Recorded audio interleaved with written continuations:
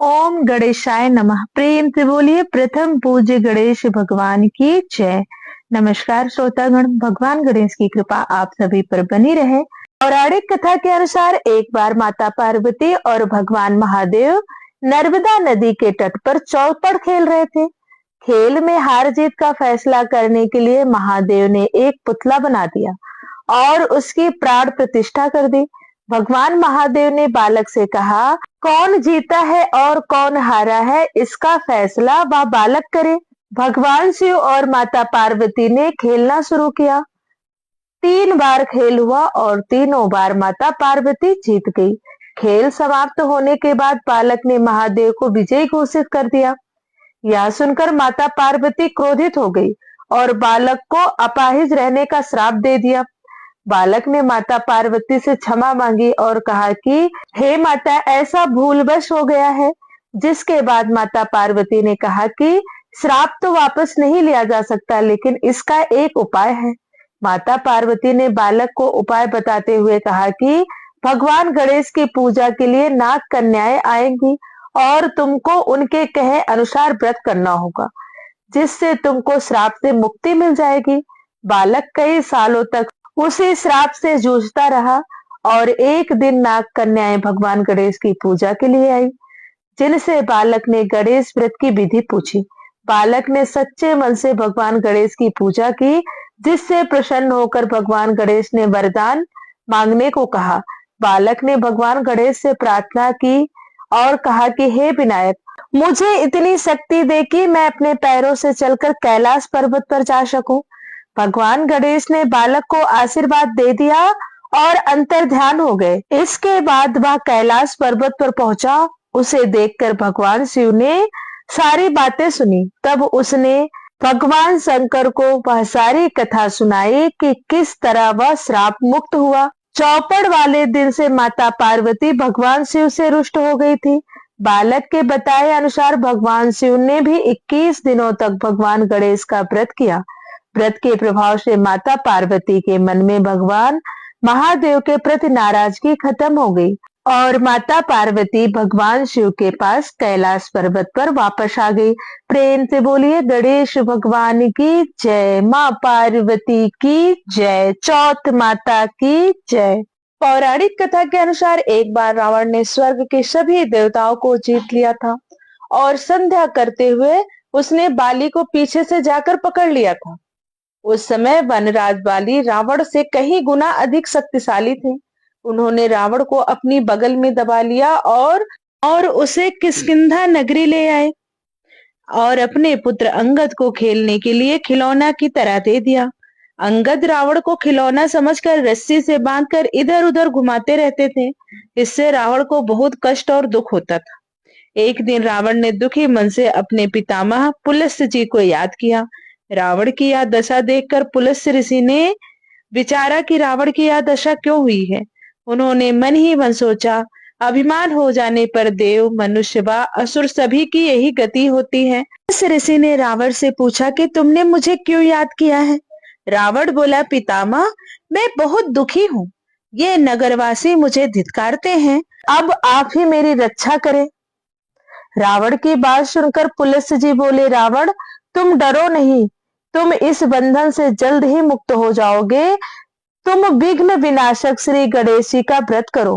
पूर्व काल में वृत्रासुर की हत्या से छुटकारा पाने के लिए देव ने भी इस व्रत को किया था, इसलिए तुम भी इस व्रत को करो। तब पिता की आज्ञा अनुसार रावण ने भक्ति पूर्वक इस व्रत को किया और बंधन रहित हो अपने राज्य को पुनः प्राप्त किया।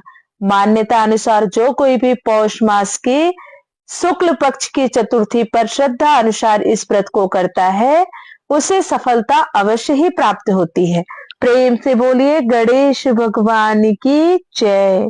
आइए अब मन में चौथ माता का स्मरण करते हुए सुनते हैं चौथ माता की पावन कथा। एक नगर में एक बुढ़िया माई रहती थी। वह अपने बेटे की सलामती के लिए 12 महीनों की चौथ का व्रत करती थी। हर चौथ को पंसारी से थोड़ा सा गुड़ और घी लाकर 4 लड्डू बनाती, एक बेटे को देती, एक से पूजा करती, एक निकाल के प्रसाद के लिए रखती और एक चांद उगने पर खुद खा लेती थी। एक बार उनका बेटा अपने पड़ोसन के यहाँ गया। पड़ोसन ने बैसाखी चौथ का व्रत रखा था। पड़ोसन को पूजा करते हुए देखकर उसने कहा, मेरी माँ तो 12 चौथ का व्रत करती है। तो पड़ोसन ने कहा, तेरी माँ तुम्हारी कमाई खाने के लिए 12 महीने का चौथ करती है। एक बार तू जब परदेश चला जाएगा तो वह एक भी चौथ नहीं करेगी। लड़के को आग लगाकर पड़ोसन चुप हो गई। अब लड़का अपने घर आया और उसने अपनी माँ से कहा, माँ मैं परदेश जा रहा हूँ, यहाँ तू मेरी कमाई खाने पीने में ही उड़ा देती है। माँ ने समझा कर रोकना चाहा पर बेटा नहीं माना। माँ ने उसे साथ ले जाने के लिए चौथ माता के आंखें दिए और कहा, मुसीबत में आंखें तेरी मदद करेंगी। माँ ने जो आंखें दिए थे वह आंखें लेकर वह चल पड़ा। घूमते हुए एक नगर में पहुंचा। उसने देखा एक बूढ़ी माँ रोती जा रही थी और पुआ बनाते जा रही थी।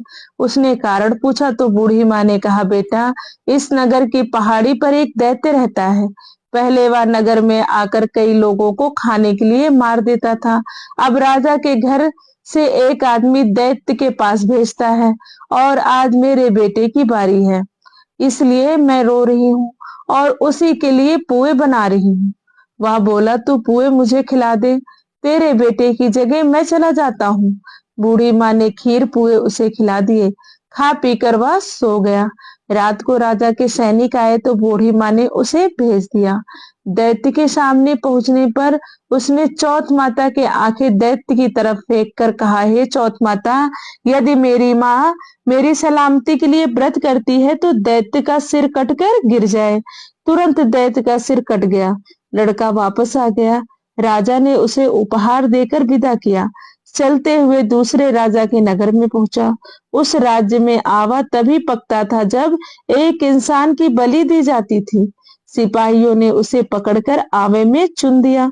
लड़के ने आंखें आवे में डाले और कहा, हे चौथ माता, यदि मेरी माँ मेरे लिए व्रत करती है तो आवा मेरी बलि लिए बिना ही झट से पक जाए। आवा तुरंत पक गया। आवे में से मिट्टी की जगह सोने चांदी के बर्तन निकले। अंदर से लड़का बोला, बर्तन धीरे धीरे निकालना, मुझे कहीं लग ना जाए। तब राजा ने उसे निकलवाया और पूछा, इस आवे में तुम कैसे बच गए?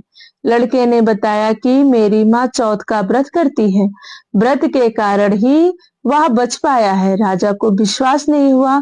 उसने एक चांदी की सुराही मंगवाई और कहा कि सुराही की नली से निकल कर दिखाओ तभी मुझे विश्वास होगा। लड़के ने चौथ माता को याद करके आंखें सुराही में डाले और कहा, मैं भंवरा बनूं सुराही से निकलूं। लड़का भंवरा बनकर सुराही से निकल गया। राजा ने खुश होकर राजकुमारी की शादी उसके साथ करवाई और सभी लोगों को चौथ माता का व्रत करने को कहा। उसे माँ की याद आई। उसने राजा के पास जाकर खुद के नगर जाने की इच्छा जाहिर की। राजा ने रथ, घोड़ा, हाथी और खूब सारा दान दहेज देकर उन्हें विदा किया। चौथ के दिन अपने नगर पहुंचा। वह अकेला पंसारी के यहाँ माँ का इंतजार करने लगा। सोचा चौथ है तो माँ यहाँ जरूर आएगी। थोड़ी देर बाद लकड़ी टेकती हुई माँ आती दिखाई दी। बेटा माँ के चरणों में गिर पड़ा। कहा, माँ मैं तेरा बेटा हूँ, मुझे माफ कर दो। माँ ने उसे गले लगा लिया। चौथ माता की जय जयकार करने लगा। उसके नगर के सभी लोग चौथ माता का व्रत करने लगे। हे चौथ माता, जैसे बूढ़ी माँ और उसके बेटे की सहायता की वैसी हमारी भी करना। कहानी कहने और सुनने वाले सब पर कृपा बनाए रखना। प्रेम से बोलिए चौथ माता की जय। एक सेठ सेठानी थे, उनके एक बेटा और बहू थे। बहू सबको भोजन करा के स्वयं भोजन करती। एक पड़ोसन ऐसी भी थी जो रोज पूछती कि बहू आज क्या बनाया, क्या खाया है। बहू कहती ठंडो बासी। एक दिन उसके पति ने ऐसा सुनकर विचार किया कि आज तो पकवान बनाए जाएं, फिर देखें कि मेरी पत्नी क्या कहती है। उसने तरह तरह के पकवान बनवाए और घर के सभी लोगों ने एक साथ बैठकर भोजन किया। आज भी पड़ोसन ने उनसे पूछा तो बहू ने कहा ठंडो बासी। सेठ के लड़के ने सोचा, हो ना हो कोई बात अवश्य है जिससे कि मेरी पत्नी ऐसा कहती है। उसने पत्नी से पूछा, तुम रोज ठंडो बासी खाया ऐसा क्यों कहती हो, जबकि आज हम सब ने एक साथ बैठकर कई तरह के पकवान खाए हैं। उसकी पत्नी बोली, हमने जो खाया है वह बाप बूढ़ों की कमाई है। जिस दिन आप कमा कर लाओगे उस दिन मैं समझूंगी कि आज मैंने ताजा भोजन किया है। अब एक दिन लड़के ने माँ से कहा, मैं एक बड़े शहर में कमाई करने जा रहा हूँ। माँ बोली, बेटा अपने पास इतना धन है कि खाया नहीं खुटेगा। माँ के मना करने पर बेटे ने स्वयं कमाने का दृढ़ निश्चय कर लिया और जाते समय पत्नी से कहा, मैं जब तक कमाकर बहुत सा धन लेकर ना आऊं तुम चूल्हे की आग मत बुझने देना। एक दिन चूल्हे की आग बुझ गई तो वह मन ही मन घबराने लगी, कहीं मेरे पति पर संकट तो नहीं आ जाएगा। जल्दी से पड़ोसन के घर जाकर आग लाकर चूल्हे में रख दूं, ऐसा विचार करके पड़ोसन के यहाँ गई। वहां पड़ोसन चौथ माता का पूजन कर रही थी। पड़ोसन ने कहा, थोड़ी देर में आकर ले जाना। बहू ने पड़ोसन से पूछा, आप यह व्रत क्यों करती हो, इससे क्या फल मिलता है? पड़ोसन ने कहा, चौथ माता के इस व्रत को करने से अन्न लक्ष्मी मिले और अपनी मनोकामना पूरी हो। अब बहू भी चौथ माता का व्रत करने लगी। दीवार पर चौथ माता बनाई। उस दिन घी गुड़ का चूरमा बनाकर रात्रि को चंद्रमा को अर्घ देकर भोजन करती। ऐसा करते करते बहुत दिन बीत गए। चौथ माता ने उस बहू के पति को सपना दिया कि साहूकार का बेटा तू जागे कि सोवे, तेरी पत्नी बहुत याद करती है, घर जाकर उसकी चिंता मिटा। तू दुकान खोलकर कंकु केसर का पागलिया बनाकर बैठ जा, आज तेरा हिसाब किताब चुकता हो जाएगा। अब तो चौथ माता ने जैसा कहा था वैसा ही हुआ। उसने घर जाने की तैयारी की और गाड़ी भर के धन दौलत लेकर घर चल दिया। रास्ते में एक बड़ा सा काला नाग फन फैलाए बैठ गया और कहने लगा, आज तो मैं तुझे डसूंगा, छोड़ूंगा नहीं, आज तेरी आयु पूरी हो गई है। तब सेठ के लड़के ने नाग देवता से कहा, आज मुझे अपने घर जाना है, मुझे अपने घर वालों की और अपनी पत्नी की बहुत चिंता हो रही है। मैं उनसे मिलकर जरूर आऊंगा, तब तुम मुझे डस लेना।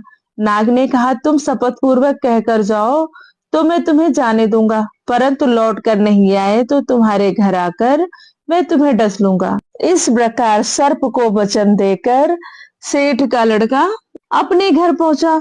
वहां सभी से हंसी खुशी से मिला और भोजन करने के बाद उदास होकर बैठ गया।